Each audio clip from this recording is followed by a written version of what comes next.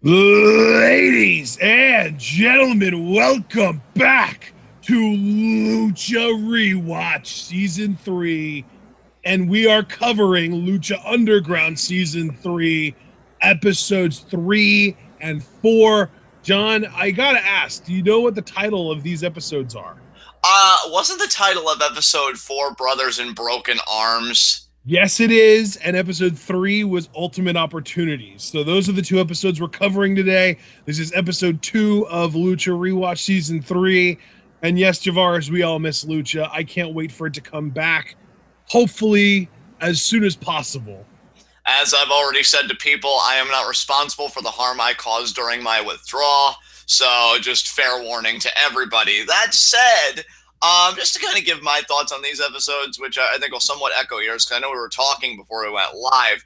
These weren't bad episodes by any means, but kind of like you said, this is kind of the lull period, I think, of any season of Lucha Underground, because these are always like the foundational episodes. We're laying the groundwork for the bigger picture, narratively speaking, and of course the biggest picture being Ultima Lucha Trace, which already some bricks have been laid down for that. So, you're going to see some things put in motion that'll feed into greater narratives, and it's always kind of fun to watch the process, but it's even more fun to kind of reap the results of said process. So yeah, these episodes weren't bad, but not, to me, nearly comparable to some of the gems that we would get this season, because man, some brilliant stuff happened this season. So, yeah.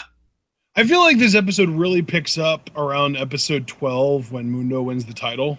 Yeah, definitely. Yeah. But hey man, the first 10, 11 episodes are still solid. As always, it's that typical Lucha Underground quality content that we've come to expect. And hey, if you're ready, I'm ready. Let's get right into episode 3. Are you ready? Yeah, let's do it. Let's get right into this. Obviously, every one of these Lucha Underground episodes opens up with a recap, but then we open really with Rey Mysterio training El Dragon Azteca Jr. And of course, Chavo shows up and he kind of locks El Dragon Azteca Jr. in a submission. Rey insists that he let go, and eventually he does. But then I think he said something along the lines of like trying to help to teach or train El Dragon Azteca Jr. Did you catch that? Yeah, it's just because El Dragon Azteca seems so fixated on Pentagon Dark, and then Rey is like, he has other enemies, let them destroy him. We've got to prepare for our own battle, because Rey's whole focus has been justice for the original El Dragon Azteca. And then he gets Azteca in a magistral credo, and then Chavo comes into frame to make the count. And then, of course, they immediately have a knee-jerk reaction because, ew, Chavo! That was like the exact opposite sound to what the woman made in his WWE theme song. That's what I was going for. +5 for you, champ. So yeah, they kind of have a little back and forth, and then Chavo pretty much saying like about his own beef with Pentagon, and he talks about Rey because they have their own history. Rey and the Guerrero family. He says, maybe I'll train El Dragon Azteca. And, Chavo, I gotta say, going back and like seeing his stuff again during all these Lucha rewatches, season 1, 2, and now 3, he really was kind of a fun addition to the show. Like, it's not like a big absence, obviously, him no longer having like a big presence in the temple on screen. But you know what? It was fun while it lasted, especially because I think one of our favorite moments is coming this season. So yeah, Chavo just kind of hinting that, well, maybe I'll get more involved with Azteca. And then Rey's just like, hell no, you will not. So, yeah, a good bit of tension there. Interesting opening cinematic. What did you think of it? Yeah, I'm right there with you. And yes, we are getting that moment this season at some point, and I'm pretty sure it's in the first 10 episodes too. So a little bit of a lull period, but still dropping some gems, obviously. Yeah, Chavo is obviously sort of like the perfect lower level heel. Like, he's the guy that the good guys have to beat in order to become main eventers. You know what I mean? Absolutely. I completely agree with that assessment. All right, so let's move on. Up next, we had Dario Cueto out in the temple to talk about how brilliant of a concept his Diet of Doom truly is. And then he says, and everybody knows that there was no chance Son of Havoc could have actually won the championship a couple weeks ago. And then he spins the dial. And who does it land on, John? The Mac. And I gotta say, he had a pretty nice pop when he came out. I also remember Cueto said something about it being the return of the Mac, so that was fun. And then we got our first match, and it was Matanza versus the Mac. It was a solid match. The only real downside, I guess, is that it was short. It was under 10 minutes.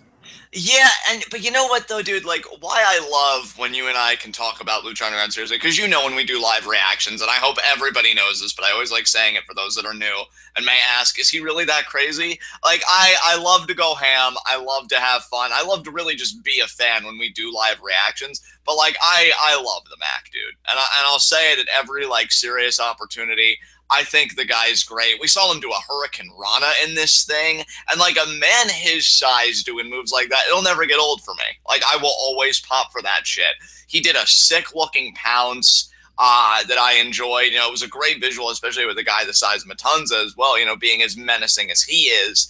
And, you know, I liked the storytelling parts because, you know, Mac did get his stunner, but it was on the outside. So, you know, he goes for like 3 covers to compensate. And, you know, I actually agree with Matt Stryker here. It just shows how badly Mac wants to be the champion. So even though it was short, I think it was one of those matches where like the guys in it were so good, they were able to maximize their time. And Matanza wins with Wrath of the Gods in what I thought was a solid world title bout. Yeah, man, absolutely. So, hey, Matanza retaining his title yet again, and then we kind of, you know, it's funny that Cueto was talking about, you know, oh, you never believed Son of Havoc was actually going to win a couple weeks ago, and he brings up something about how he was at home with his mom, right? You heard that, right? Yeah, yeah.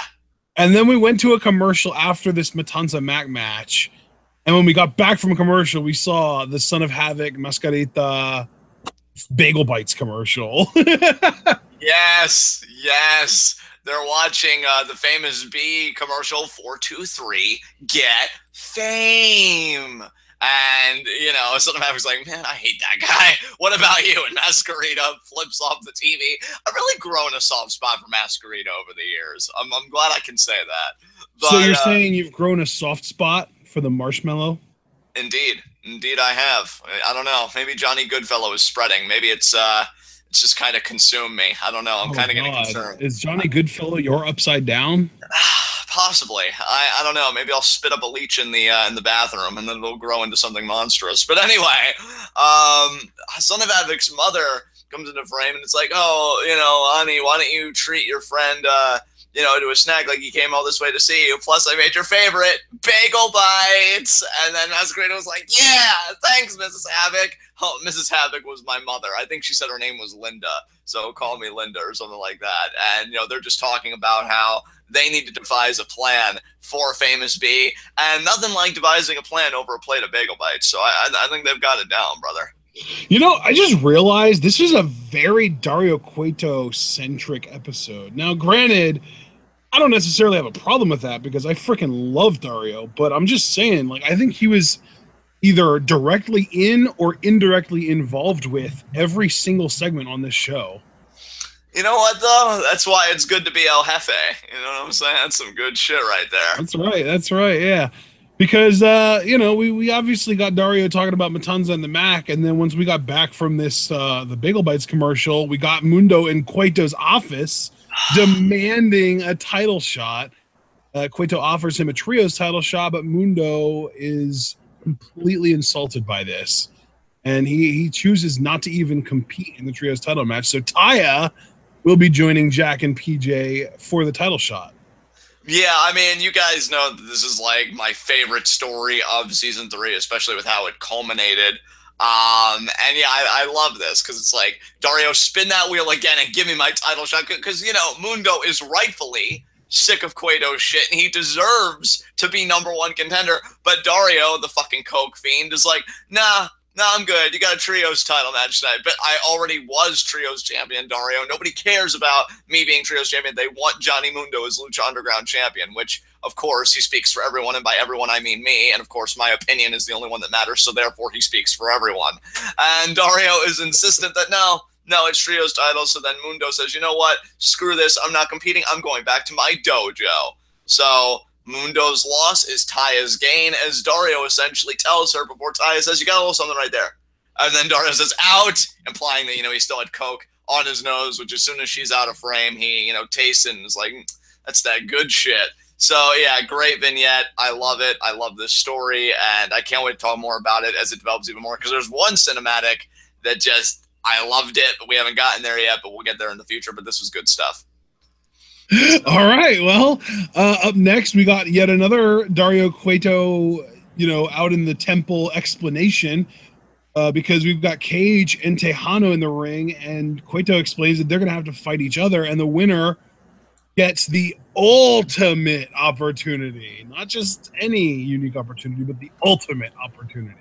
Yes, I love this. I love the Dario, because I guess he had high hopes for them in his 4 unique opportunity tournament.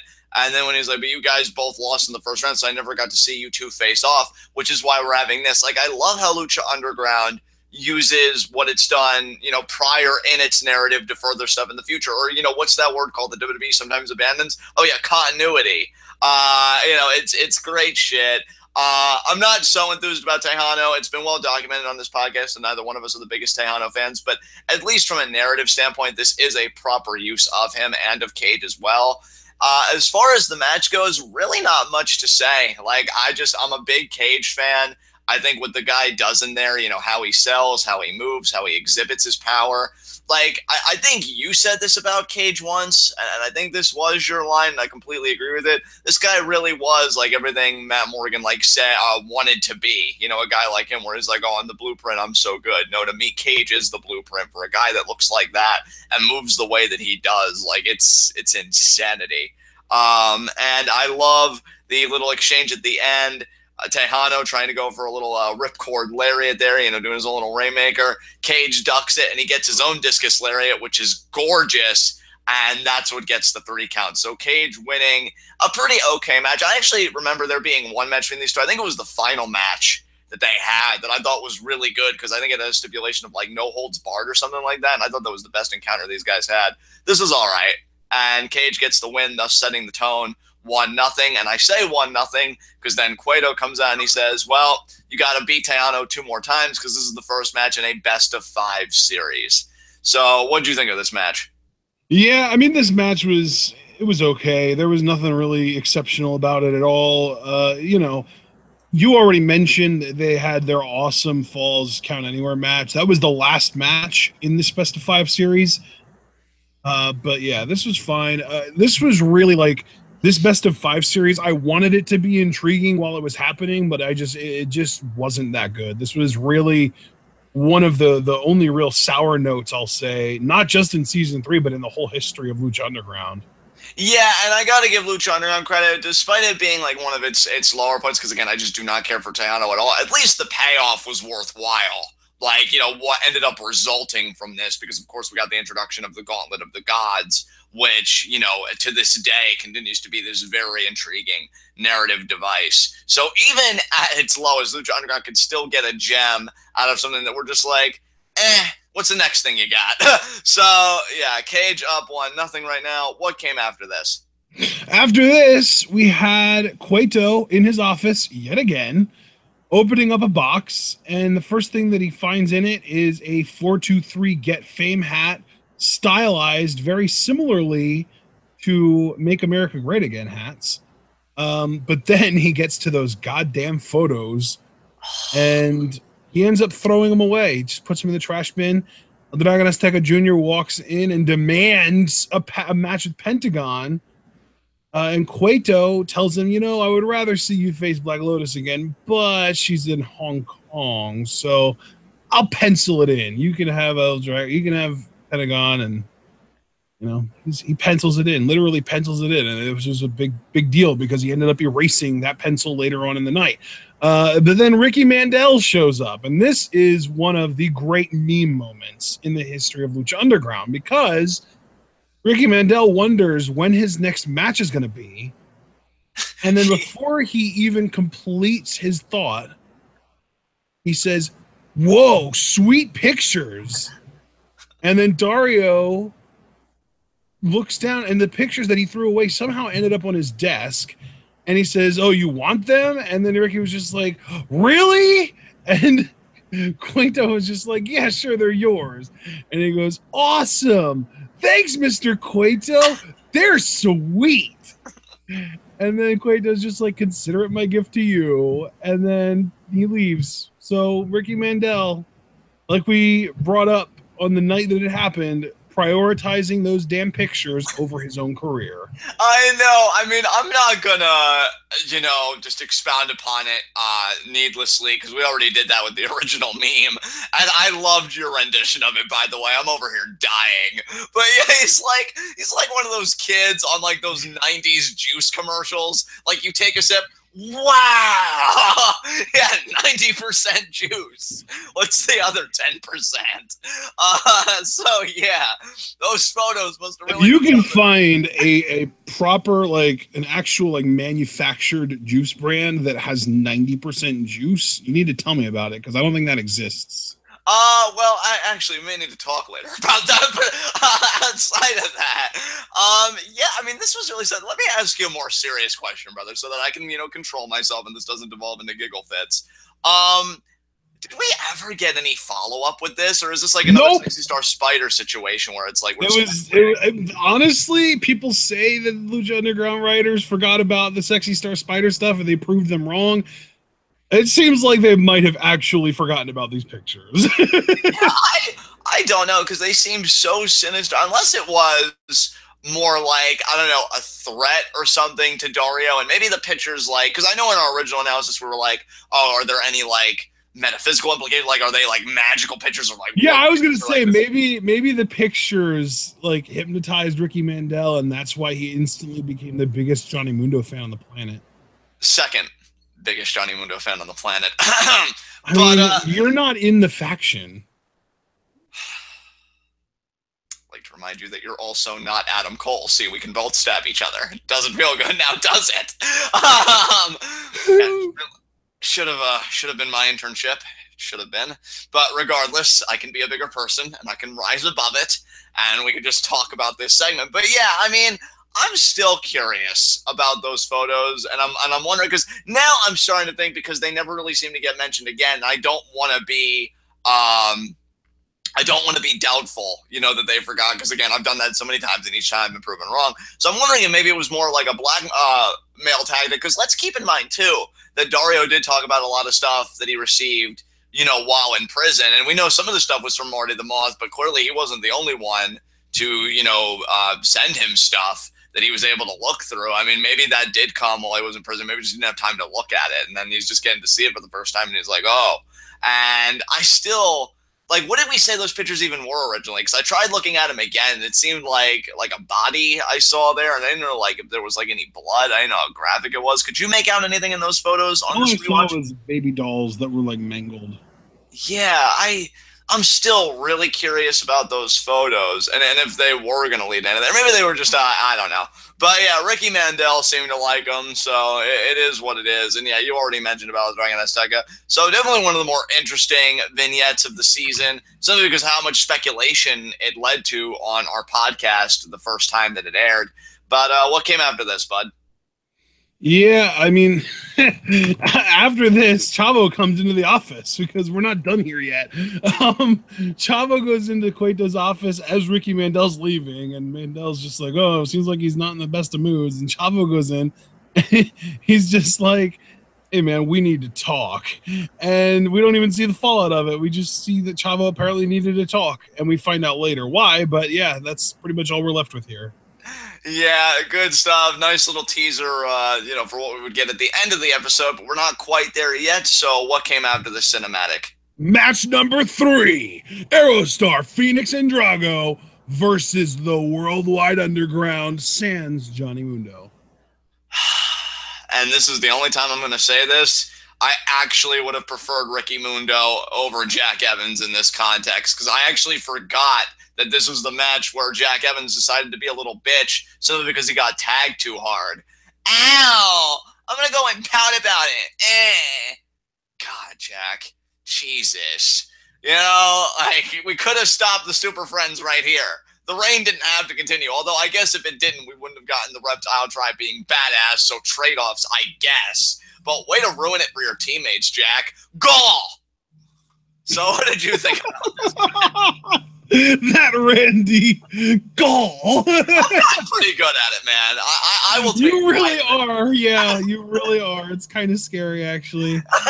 But yeah. So yeah, not Sexy Star. She's not in this. Aerostar, the other star, ended up pinning PJ after a top rope Rana and then a springboard. Was it a lung blower or an inverted lung blower? It was a inverted lung blower. Yeah. So yeah, that ended the match. But then after the match, Johnny Mundo does show up and he comes out and whips that ass, taking them all to Slam Town. And yeah, they're just beating everybody in. But then Sexy Star decides to come in, and try and be a hero. And it's just like, whatever. But yeah, Johnny Mundo was able to get like a little bit of physicality in there, show everybody why he's so dominant. And quick side note, just in case I forget to say it during the Atomicos match next episode, when I was speaking about all the feuds that I want Johnny Mundo to have now that he's no longer champion, and guys I'd love to see him elevate, I'd love a mini feud between him and Aerostar. I think that'd be a shit ton of fun because, yeah, I love how Aerostar works in the ring. He's another guy that since season 1, he's grown on me considerably. So, yeah, that's another feud I'd really enjoy. This was a solid match, except for Jack. I'm going to be a baby bag bitch smothered in shit sauce Evans. And, yeah, that's really all I care to say about it at this time. So unless you've got anything you want to add, we can move on. All right, man. Well, if that's the case, then let's move on. Final segment of the night. Rey Mysterio in Dario Cueto's office. And Dario tells Rey about El Dragon Azteca Jr. demanding the match with Pentagon, and then changes it from Pentagon to Chavo. So we're going to get El Dragon Azteca Jr. versus Chavo the following week, which we also watched and are going to be reviewing here, where the winner will face Pentagon. But Dario's like, listen, Rey, I get it. I know how important El Dragon Azteca Jr. is to you and the tribe and all that stuff. So I'm going to make Rey, or you, who's talking to Rey, the special guest referee. And then he's like, I'm not going to worry about a pencil this time. I'm going to put it in. And he writes it down in pen. And can I say, simply because I'm such a nerd, and I know that you've seen enough of Death Note that you can appreciate this, I love the music that's playing in the background while Dario's writing in pen like it's this big fucking deal. Because I got such vibes of, like, Light just writing a shit ton of names in his Death Note. And you got that dramatic music going on, all with him just writing in freaking pen. And yeah, with Dario doing the same, I'm like, man, that is just great. I love you, Lucha Underground. So, nice ending, cinematic. We know we got Chavo as Azteca Jr. next week, which again we'll be covering here in just a few moments with Rey as special guest referee. So let's get right into the next episode, brother. How do we open this baby up? All right, up next, obviously every episode begins with a recap, but then we start with Dario Cueto talking to Sexy Star in the locker room, says something to her about the Mac, and then asks if she is afraid for the Mac or for herself, and then she comes back with the whole, I will never be afraid again. And then, he says, one way or another, you're going to have to defend that Gift of the Gods title. And then when he leaves, Mundo shows up and introduces himself to Sexy Star and ends up telling her that he is going to be the next Gift of the Gods champion. So lots of awkward turtle going on in this segment. Yeah, but the prescience of that statement, though, just knowing that he could see the future. And I personally commend Johnny Mundo for wanting to get so personable and familiar with his delivery woman. I don't see people getting nearly as familiar. I had the exact same thought while this was happening. I was just thinking while this was happening, like, oh, man, Sexy Star doesn't know it now, but she will eventually deliver not only that Gift of the Gods title, but also through the Gift of the Gods title, the world title to Johnny Mundo. I can't wait to relive all that and talk about it again. I mean, my God, just amazing. And also, cool touch. And this is why I love, like, Johnny as a heel. And, like, he's even said in interviews, like, he loves the intergender wrestling and women doing all this stuff because they do the handshake spot. I mean, they really make it seem like Sexy's, like, kind of holding back that strength, and she's got this fierce strength, and Johnny's kind of looking at her like, man, my hand, and then he just kind of walks off. So good on Johnny, for being that like comedic heel that's still so dastardly and everything. And yeah, Sexy just being Sexy Star. So good vignette there. Nothing more I could say about it. What came after this? Yeah, after this, we had our first match of the evening, that being Siniestro de la Muerte versus Prince Puma. And really effectively, this was a Prince Puma exhibition match. This was mostly him getting offense, just kind of showing off everything that he can do and how amazing he is in the ring. He ends up winning with a flatliner that he did after hitting his finisher, the Fire Thunder Driver. So he hit the Fire Thunder Driver, and then because Mill was at ringside, he did the flatliner to send a message. And I will say, too, there were some pretty cool discussions going on commentary here about how much they like the darker version of Puma that's going on right now. And yeah, so Puma wins, and then after the match, he dives on Mill, and they brawl long enough that Katrina ends up having to step in and hold Mill back.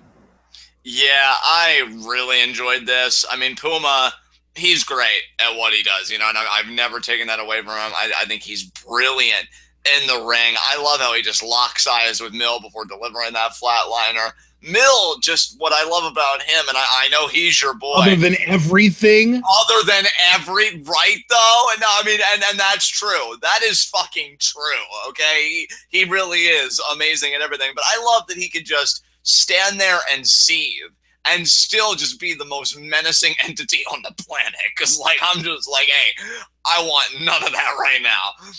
But Puma, which makes Puma look badass in turn because he's like, well, I want some of it. Give it to me. And he just dives right on Mill.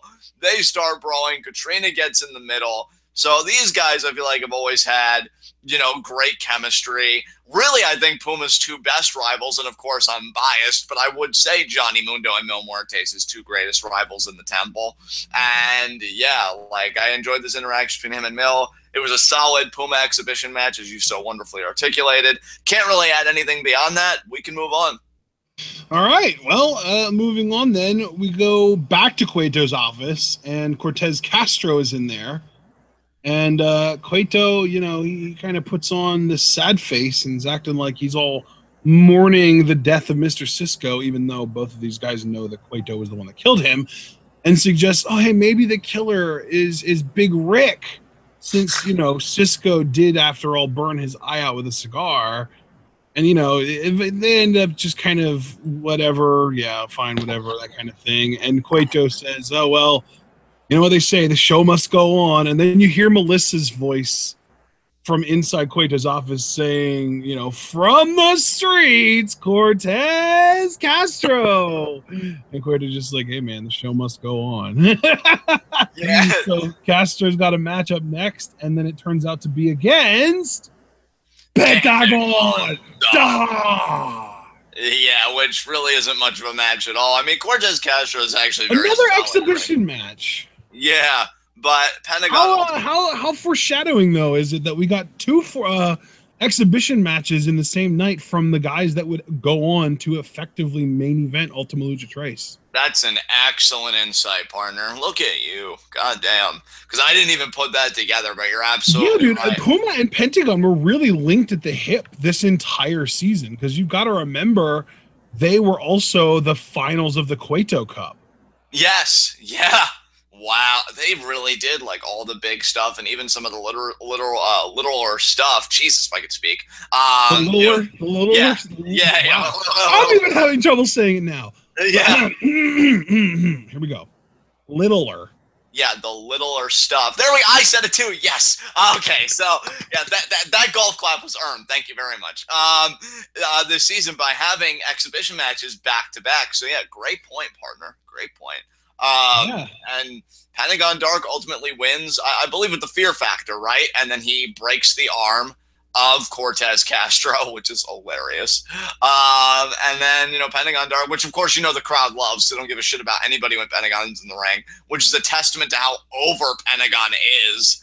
And then, he essentially gives the same promo that he usually does. With the added line, I did like this. He said that in this ring, I don't even respect my own mother. And I'm like, ooh, Pentagon, you cold. So, yeah, solid stuff from Pentagon Dark. Can't really say more than that. And Cortez Castro, I wish I could say I didn't laugh at your pain, but I did, and I did a lot. So, good stuff. Absolutely. So then, after this match, we got another match, and it was I guess they didn't really bill it as this, but you could effectively say it was an Atomicos match, because it was 4-on-4. We had Aerostar, Phoenix, Drago, and Sexy Star versus the Worldwide Underground. And it's actually all 4 members of Worldwide Underground, since this was before Ricky happened. Yes, yes. Solid match. This match is kind of depressing for me, you know, subjectively as a fan, because this was the match where Taya got injured. But, you know, I will say, you know, credit to everybody involved, of course, for, you know, finishing the match and giving it a proper finish. It was just really sad to just see Taya kind of lying there, like holding her knee after the injury. But I really loved how this match ended, because I feel like it was sexy. I feel like she had Jack Evans in the gory special, and Johnny Mundo super kicked her. But then Jack Evans does that victory roll into the kind of bridge. You know, one of my favorite pinning combinations ever, because Jack Evans is a beast. And he actually ends up pinning Sexy Star, you know, thanks to the super kick, you know, pinning combination from Evans. So Worldwide Underground wins this match. They lift Taya up and help her to the back. And then I love that the baby faces, like, raise each other's arms like you did something. You know, all you did was eat the pin, all right? You don't get to celebrate in there.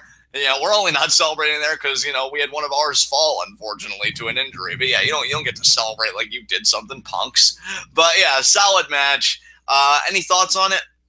Not really. You know, it was fine. I didn't have any kind of like problems with it. Unfortunately, Taya's leg seemed to be injured after the match. I don't know if you caught that or not, but she was in some serious, serious pain, unfortunately. Oh, yeah. Well, I mean, that's what I'm saying. Like, that was the sad point of this match for me, was Taya's injury, because you could even see her, like, crying, and, like, my heart broke, because I'm like, oh, Taya, no.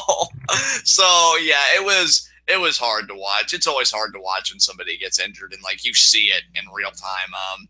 But, you know, thankfully she did get healthy.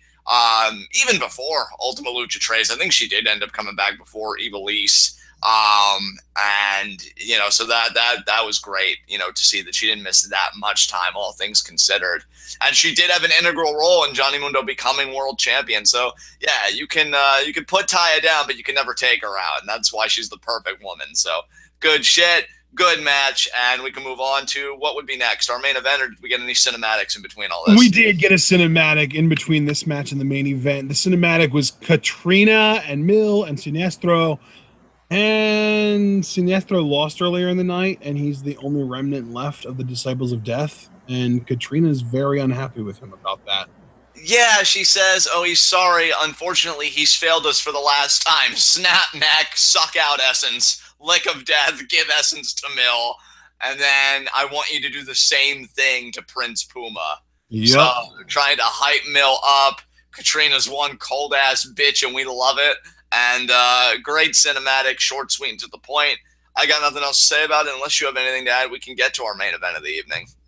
Okay, well, I mean, if that's the case, then let's get into the main event of the evening. El Dragon Azteca Jr. versus Chavo Guerrero Jr. with a Rey Mysterio Jr. special guest referee. I remember just tagging this episode for the first time and just thinking, God, there are a lot of juniors in this match. Yeah, absolutely. And yeah, solid match. You know, really can't complain about it. I'm happy for Chavo on a personal level that he got to be in a place like Lucha Underground where he could really, you know, ply his craft and, you know, actually show the kind of wrestler that he is. Because I know the last few years of his WWE run, like, it was more just like joke matches and you know, this and that. And even though I'm not the biggest Chavo fan, I would agree with him that, you know, he is better than that and he has more to give, such as in this context, you know, putting a young, promising babyface in El Dragon Azteca Jr. over. You know, great back and forth between these two. El Dragon Azteca Jr. is brilliant in the ring. You know, we've said this before, and since we can speak openly because you put spoiler warnings in these, you know, with Puma gone, like, I do see El Dragon Azteca Jr. being one of the guys, if not the guy, like the next guy, that, you know, really takes the ball and goes running with it. Like, I just like what this guy's about. And Chavo ends up taking umbrage with Rey's officiating at one point because he's like, oh, Azteca, you know, tapped because he did a whole half crab spot. Rey's like, no, he didn't tap. The altercation gets physical. Chavo ends up hitting Rey, which, you know, wasn't smart at all. Rey retaliates. El Dragon Azteca Jr. responds because he gets an electric chair and then, like, into a Hurricane Rana, you know, hook the leg. 1, 2, 3 count. So El Dragon Azteca Jr. is going to face Pentagon Dark. Chavo tries to take his anger out and ends up getting 619 for his troubles. And that's how we end this main event match for our final cinematic. So yeah, decent match. Not too much to say about it. Just furthering the story between El Dragon Azteca Jr. and Pentagon Dark. What did you think about all this? Man, this was the match itself was solid. I feel like I'm saying that a lot today, but that's just because not a ton about these two shows really stood out a lot to me. Like I said, we're in kind of a lull here. Right. But man, this whole thing with Ray and El Dragon Azteca Jr. and Chavo, like, Azteca wants Pentagon rather, but at this particular stage in the story, I almost feel a little bit bad for Chavo. Yeah, because it's like he kind of got screwed here, man. Like, yes, obviously he went after Ray first, but Vampiro even said it. Like, when you're a referee, you can't get physical like that. Like, you can't determine the outcome of a match like that. Yeah. And, Chavo did get hot-headed, which Striker, kind of tried to place the blame on Chavo for that very reason. But you just think about it and you're like, Chavo has his own claim to revenge. I mean, Pentagon Dark, broke his arm, suckering him in like, oh, Chavo, I owe you so much. Hey, bud, I know, but I'm going to go have this match, okay? And then he gets his arm destroyed. And now he's not even going to be able to take his revenge because of very biased officiating. So, yeah, I could see where sympathy for Chavo could definitely be found for sure. Yeah. All right. So, I mean, hell, man, I guess that's really all we have to say.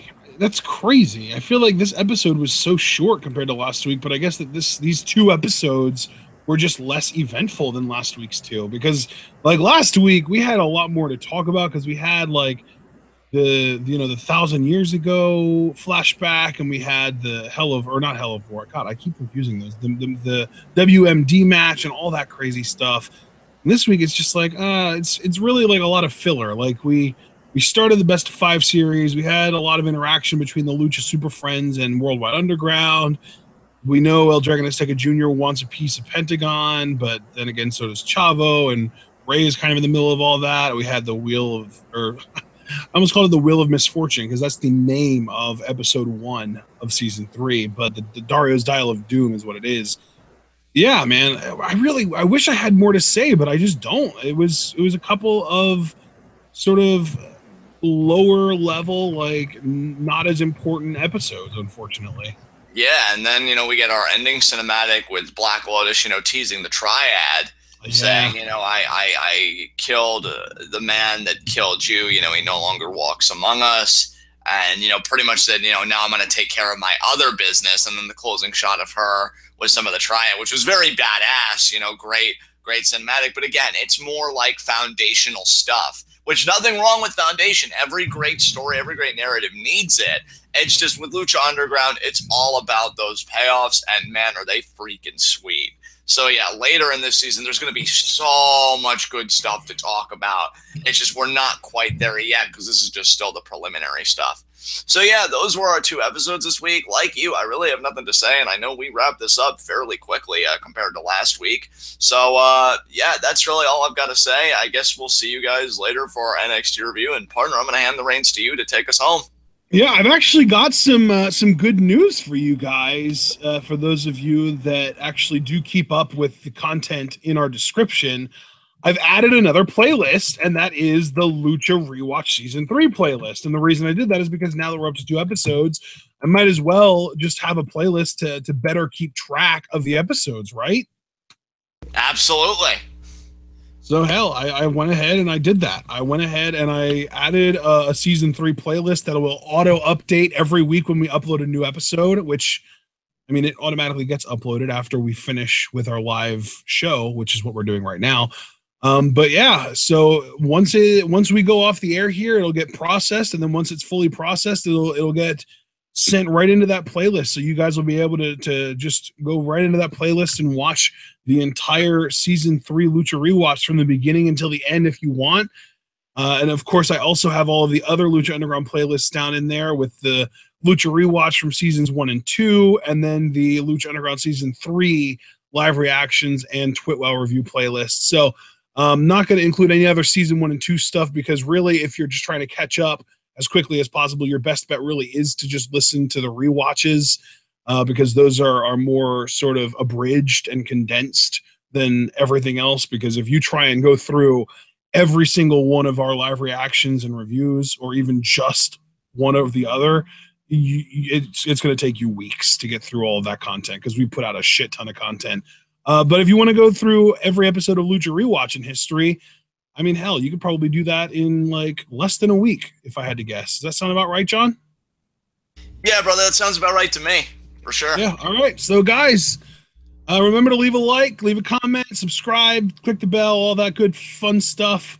Follow us both on Twitter, like the Facebook, and of course, check out the subreddit. If you're interested in supporting TWitWoW, you can do so via Patreon or Teespring. Patreon is if you want to be able to be more sort of personal with John and myself. You can get into the Discord. You can kind of control the content on our channel a little bit, request that we do a live reaction or a live reaction review combo to a wrestling show of your choosing. And of course, once we get to the $120 community goal, we'll start live reacting to Progress. Unfortunately, it doesn't look like we reached that goal this month, so it's going to have to be, hopefully we hit that in November, and then maybe we'll be able to start doing the live reactions in December. So yeah, that's Patreon, and of course you can buy merch on Teespring. It's up to you guys. You've got options, you got ways to support us if you're interested in doing that. That being said, we're going to close this out here. We will see you all. John, is our next commentary just, or no, it's tonight. Yeah, it's NXT tonight. So yeah, we'll see you guys tonight for our NXT review. And hopefully you all enjoyed this. Hopefully you'll enjoy that. And remember to, of course, stay tuned.